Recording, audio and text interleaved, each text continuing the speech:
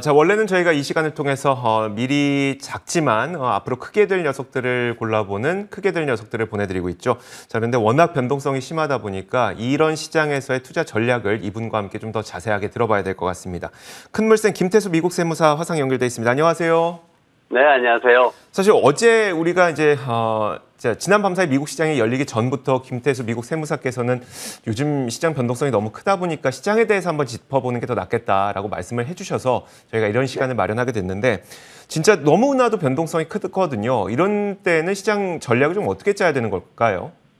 네, 우선 시장의 현재 상황을 좀 살펴봐야 됩니다. 먼저 제가 나스닥 차트 보면서 지금 어떤 상황인지를 좀 보겠습니다. 지금 현재 나스닥 차트 같은 경우에는 지금 표시되어 있는 세 구간 같은 경우에는 하락을 하더라도 200일 이평선에 근접할 경우에 바로바로 이렇게 반등이 나오는 그런 모습을 보였습니다. 근데 이번에는 세 차례나 아래쪽으로 떨어지면서 두 번이나 더 연장시켜버리는 이런 모습이 나왔습니다. 이러면서 이제 시장에서는 이제 거래량도 감소한 상황에서 자꾸 이렇게 볼린저밴드 하한선을 끌어내리다 보니까 횡보장에 대한 가능성이 굉장히 높아지고 있다라는 그런 평가를 했습니다. 거기에다가 매물대도 지금 또 잔뜩 쌓여 있어가지고 반등을 하더라도 힘을 못 쓰는 그런 상황. 오늘 같은 경우에 이제 지난밤에 미국 시장에서 초반에 잘 올라갔어요. 그러다가 계속해서 밀리는 그런 모습을 봤습니다. 결국은 이제 마이너스까지 떨어지는 모습을 봤는데 그런 것들이 이런 상황에서 이제 배경이 있다라는 거고요. 그리고 S&P 500 지수 차트 제가 한번 보겠습니다. S&P 500 지수 차트 같은 경우에도 이제 그 상승 구간을 좀 벗어나 있는 모습이 있고 200일 이평선까지 한 2.4% 정도 남아 있습니다. 한 100% 정도 남아 있는데 이제 시장에서는 여기에 대한 신뢰도를 보고 싶어 하는 거예요. 전체적인 투자 심리 자체가, 미국인들의 투자 심리 자체가 과연 얼마나 시장이 신뢰성을 가지고 있느냐, 이 부분을 지금 평가하려다 보니까 지금 시장에서는 어떤 반등이 나오더라도 크게 힘을 쓰지 못하는 그런 모습들을 보이고 있습니다. 그래서 이 시장을 전체적으로 제가 간단하게 요약을 좀 해보면 현재는 월가에서 약세장 진입을 인지했다라는 게 중요해요. 펀더멘탈에 대한 신뢰가 회복되기를 좀 기다려야 되는데 이거는 테슬라, 다음 주에 테슬라에서 애플로 시작하는 대형 기술주들 그 실적을 봐야 됩니다. 그리고 앞으로 시장이 어떻게 될 거냐. 기술적으로 수급에 의한 강한 상승이 필요합니다. 유동성 장세, 지금 현재 장세가 유동성 장세로 올라온 장세이기 때문에 거기에 대한 어떤 그 현상이 반등이 필요한 거예요. 근데 기술적 제한을 뛰어넘기는 어렵다는 거죠. 왜냐면은 매물대 지금 잔뜩 쌓여 있습니다. 그리고 그렇기 때문에 앞으로 향후 전략을 어떻게 잡아야 되냐면은 박스권 횡보장에 대한 전략이 필요하다. 그래서 제가 2022년도에 베스트 투자 전략 탑3를 한번 뽑아봤습니다. 첫 번째는 소형 성장 기술주들이 있습니다.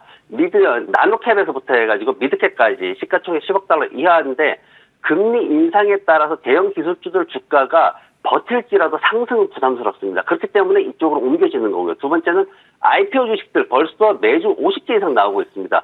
우주과학이나 생명과학, 마리아나, 로봇, 메타버스 같은 분야에서 IPO 주식들이 민주시백의 역할을 할 수가 있어요. 급등을 한 인터넷상에서 그렇게 된다는 거죠. 그리고 팬데믹 당시를 회복하지 못한 주식들이 있습니다. 항공, 통신, 레저, 그리고 중소형 에너지 장비, 여기에 우리가 잘 아는 무슨 엑슨모빌이나 이런 에너지 주식은 아닙니다. 그래서 국제유가 $100 돌파가 예상되기 때문에 이런 것들에 대한 게 필요하고 중요한 게 있습니다. 종목 고르실 때 매출액과 순이익이 지속적으로 성장해야 됩니다. 그리고 충분한 현금을 가지고 있고 낮은 부채를 유지하고 있는 회사들을 선정하는 게 투자에 도움이 되실 겁니다. 알겠습니다.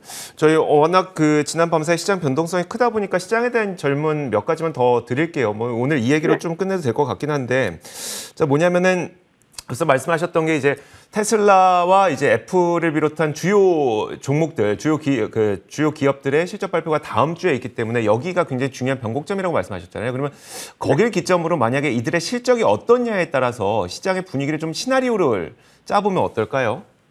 네, 지금 예상되고 있는 실적은 테슬라만 하더라도 역대 최고의 실적이 나올 거다. 그러면서 이제 주가가 갑자기 막 급등하면서 하루에 10% 이상씩 막 뛰는 그런 모습을 보였었습니다. 그렇기 때문에 실적에 대한 기대감이 굉장히 높아요. 그런데 사실 여기에 대해서 좀 주의해야 될 게 뭐냐면은 이미 투자자들이 그 부분에 대해서 엄청나게 주가를 띄웠기 때문에 한 20% 이상 막 띄웠단 말이죠. 그렇기 때문에 실제 뉴스가 나왔을 때 투자자들이 거기에 대해서 어쩌면 수익 실현을 하고 빠져나갈 수도 있는 그런 상황이 연출될 수가 있습니다. 그리고 또 대형 기술주들이 좀 실적이 많이 엇갈립니다. 왜냐하면 아마존닷컴 같은 경우에는 최근에 온라인 마켓이 매출이 마이너스 8%나 떨어지는 그런 지표가 있었습니다. 그러다 보니까 아마존닷컴 같은 경우에도 앞으로 2022년도 가이던스를 낮춰잡을 수밖에 없는 그런 상황으로 진행되기 때문에 대형 기술주들이 굉장히 엇갈리는 모습을 나타낼 수 있습니다. 그래서 대형 기술주들에는 과거처럼 대형 기술주들이 실적이 나오니까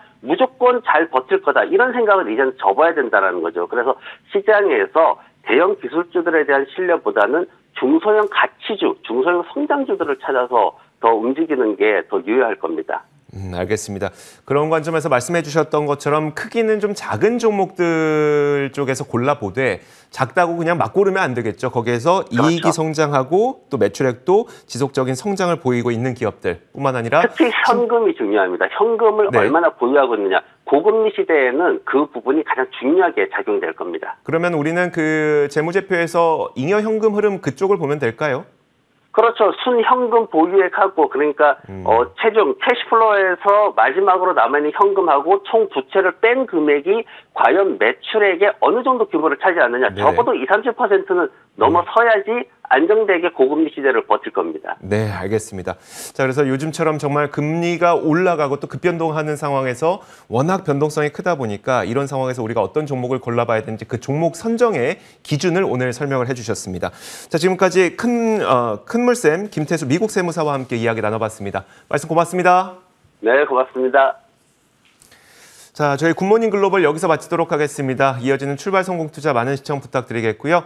7시 30분에 저희 굿모닝 글로벌의 공식 유튜브 채널 월가워제 라이브 방송도 준비가 되어 있습니다. 이 방송도 많은 참여 부탁드리도록 하겠습니다. 함께해 주신 여러분 고맙습니다.